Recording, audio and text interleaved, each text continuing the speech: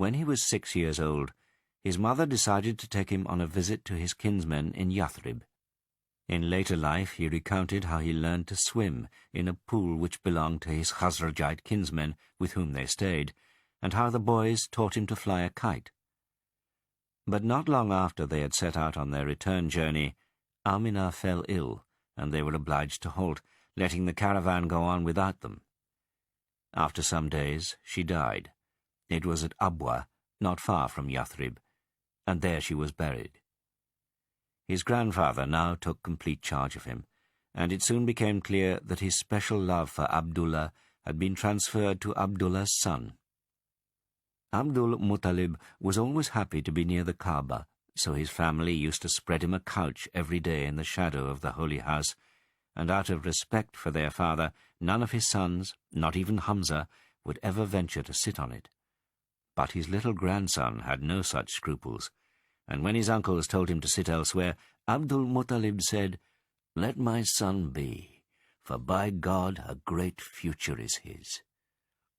He would seat him beside him on the couch and stroke his back, and it always pleased him to watch what he was doing. Almost every day they could be seen together, hand in hand, at the Kaaba or elsewhere in Mecca. ABDUL even took Muhammad with him when he went to attend the assembly, where the chief men of the town, all over 40, would meet to discuss various matters, nor did the 80-year-old man refrain from asking the 7-year-old boy his opinion on this or that. And when called to question by his fellow dignitaries, he would always say, "A great future is in store for my son." 2 years after the death of his mother, the orphan was bereaved of his grandfather.